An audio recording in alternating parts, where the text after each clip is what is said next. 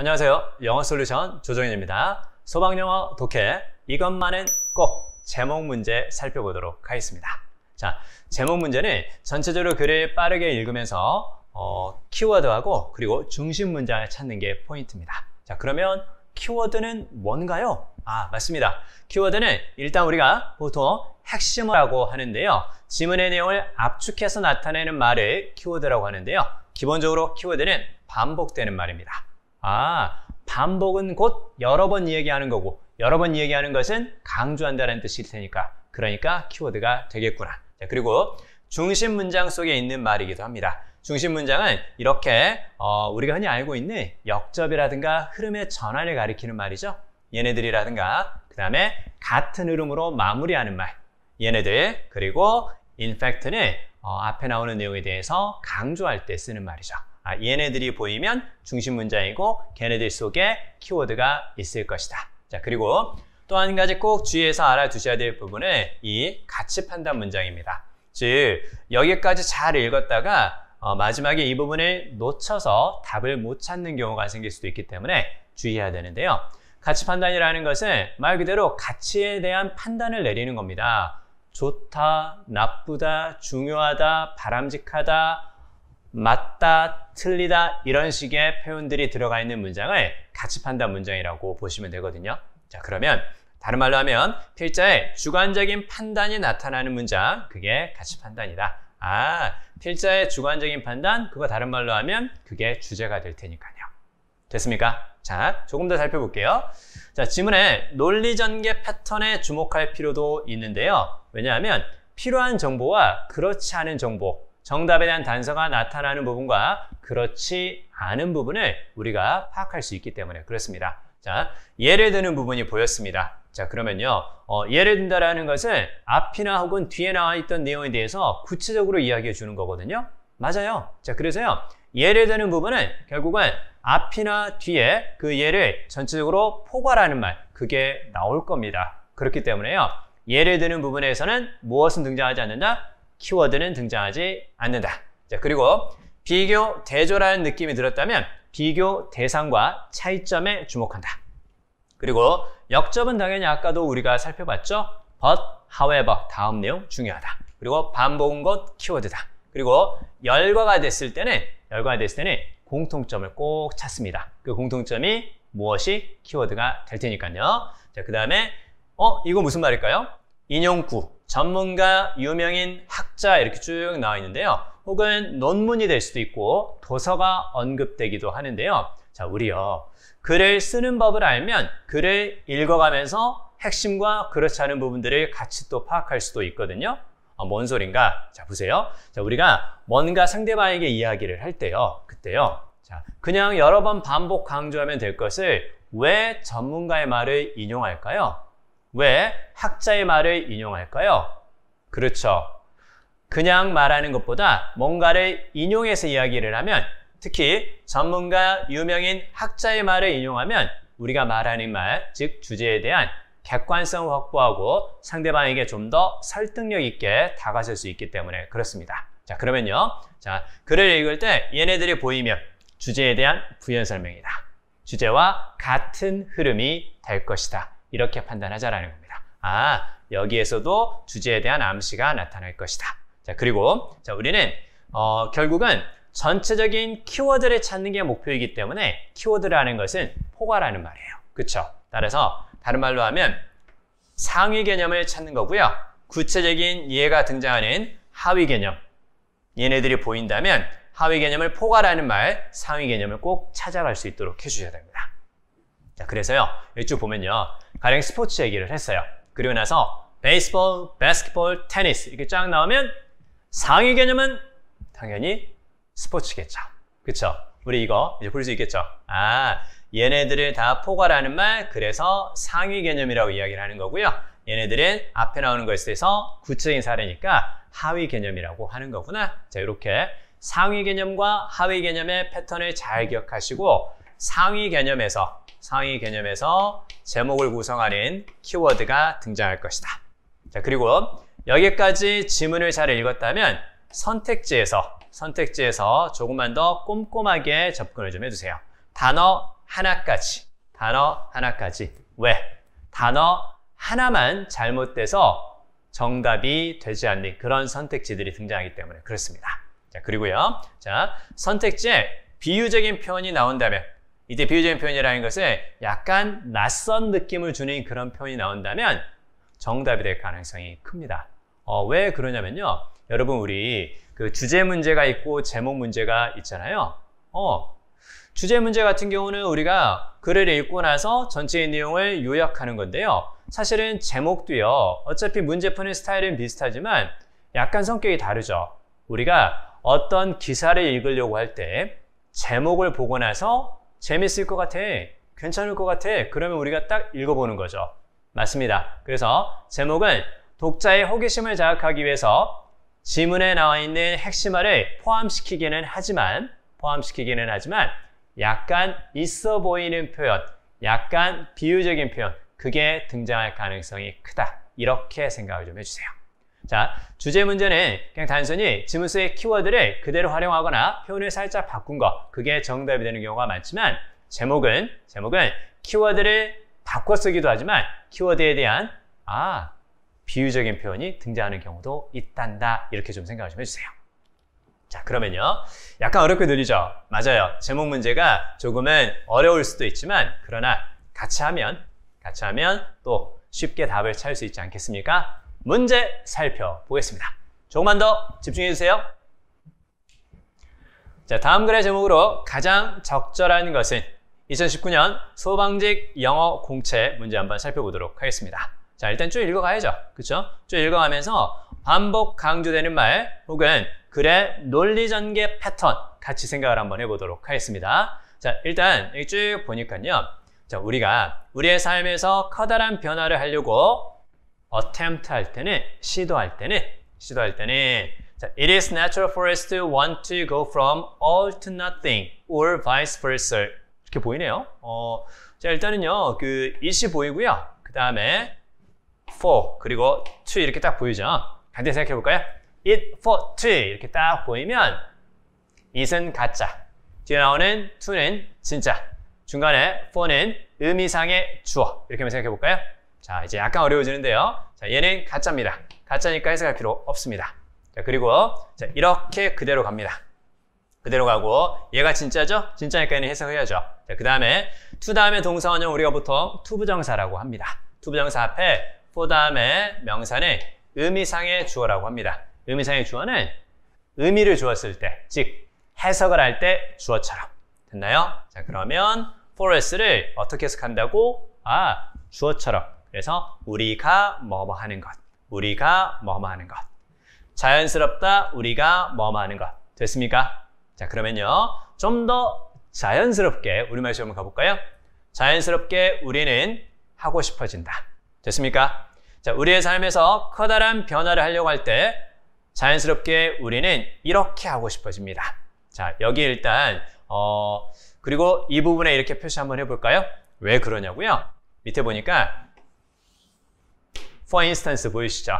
구체적인 사례를 들고 있습니다. 자, 그러면 구체적인 사례가 나오는 부분은 당연히 하위 개념이 될 겁니다. 우리는 무엇을 찾는 게 필요하다고? 맞습니다. 상위 개념을 찾는 게 필요하죠? 그러면 하위 개념 앞쪽에 나오는 것은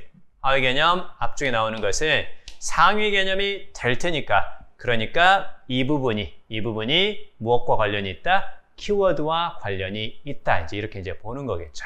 그쵸? 맞아요. 자, 그래서요. 일단 이 부분을 좀 더 주의해서 살펴보고요. 그리고 같은 흐름으로 예시를 들고 있는 이 부분은 빠르게 훑어갑니다. 자, 볼까요? 자, 우리는 무엇을 하고 싶어진다고요? 모든 것에서 아무것도 없는 것으로 갑니다. 혹은 vice versa니까 반대도 마찬가지다. nothing에서 all로 갈 수도 있겠구나. 우리의 삶에서 커다란 변화를 하려고 할 때 모든 것에서 아무것도 하지 않는 것으로 가거나 아무것도 하지 않는 것에서 모든 것을 하는 식으로 이렇게 우리는 가고 싶어진다라는 겁니다. 자, 그리고요. 자, 밥에 관한 예를 한번 들어보겠습니다. 쭉 보니까요. 이 사람은 운동을 안 했죠. 그러나 get into shape니까 괜찮은 몸매를 갖다, 그 뜻입니다. 자, 그래서 괜찮은 몸매를 갖고 싶어졌어요. 그래서 그 사람은 일주일에요 매일 1시간씩 운동하기로 결정을 합니다. 이거 쉽지 않을 텐데요. 그쵸? 자, 그리고 몇 주 이내에 자, 밥은 어떻게 됐을까요? 운동을 안 하던 사람이 매일 1시간씩 운동을 하게 되면 그러면 당연히 무리가 생길 수밖에 없겠죠. 자, 그래서 자, 몇 주 이내에 밥은 번아웃이 됩니다. 번아웃이니까 우리 많이 들어봤죠? 몸이 완전히 다 타버리는 겁니다. 그쵸? 그래서 기진맥진하게 됩니다. 몹시 지치게 됩니다. 자, 그리고 의욕을 잃게 되고 운동하는 것을 멈추게 됩니다. 그 사람은 이렇게 했던 겁니다. 자, on the other hand. 자, 반면에 이렇게 쭉 나오죠? 반면에 이렇게 쭉 나오는데요. 그러면 흐름의 전환이 좀 보이네요. 흐름의 전환이 보이는 부분, 이 부분 일단 중요하지 않을까요? 자, 너무 무리했네요. 자, 반면에 만약에 밥이 ease into 했다면 ease into는 쉽게 뭐하는 방향으로 간다 그 뜻이기 때문에 천천히 익숙해지다 그렇게 해석을 한번 해보시죠.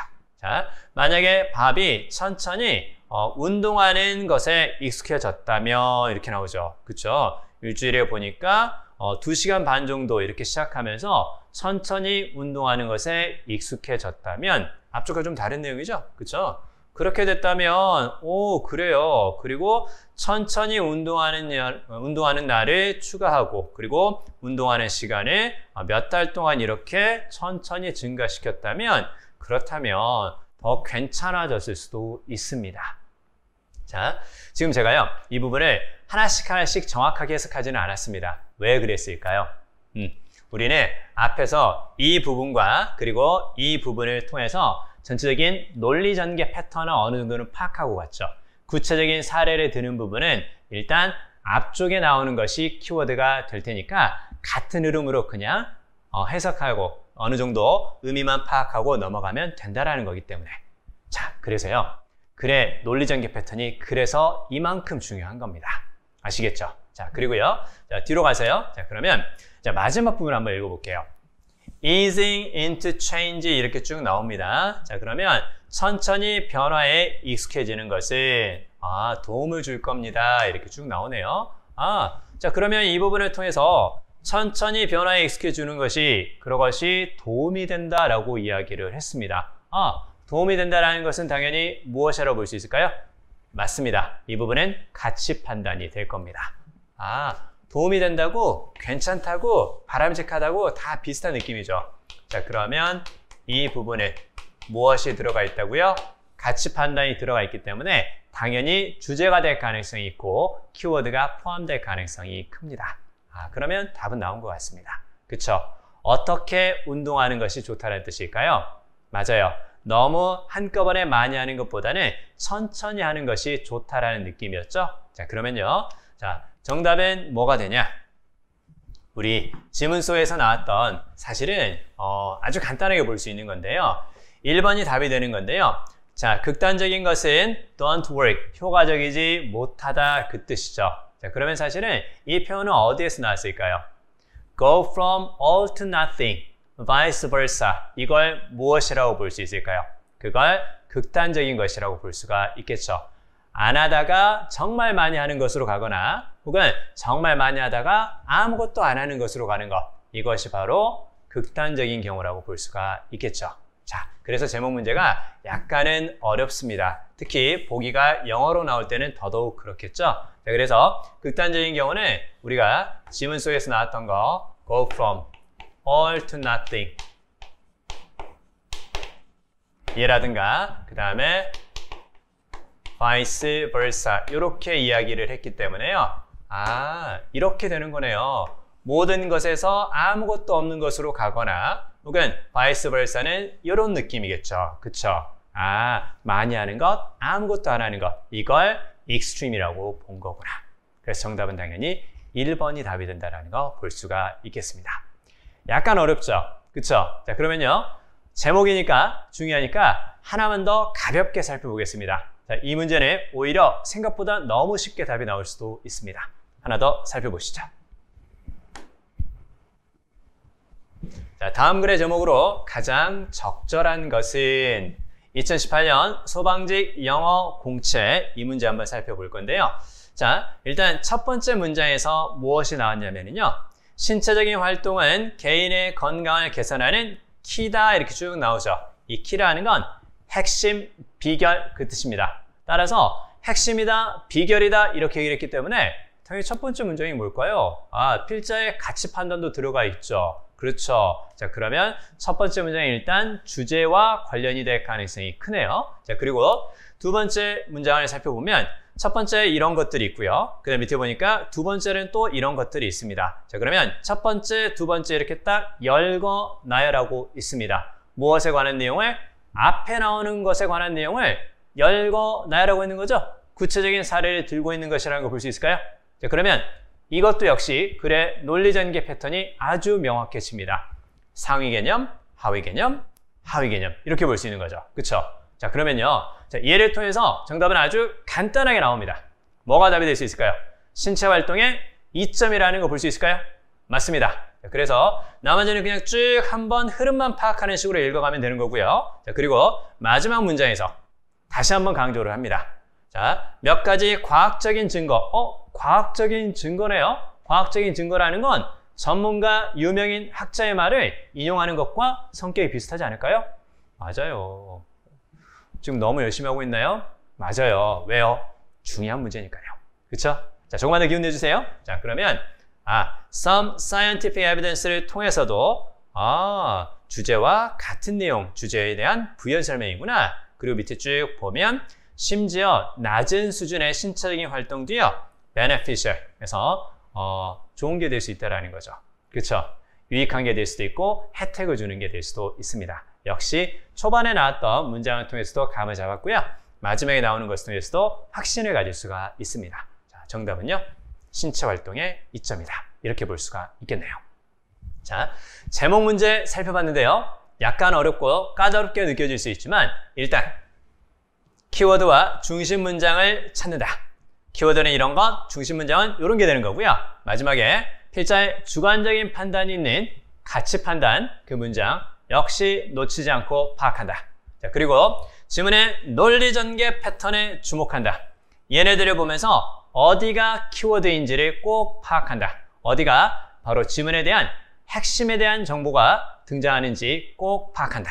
자, 그리고요. 자, 상위 개념과 하위 개념이 중요하다고 말씀드렸고요. 전체를 포괄하는 말 상위 개념. 이게 키워드가 될 것이다. 따라서 스포츠를 이야기하고 베이스볼, 바스켓볼, 테니스 이런 식으로 이야기하는 글이 보였다면 얘네들을 쫙 다 포괄해서 말할 수 있는 거.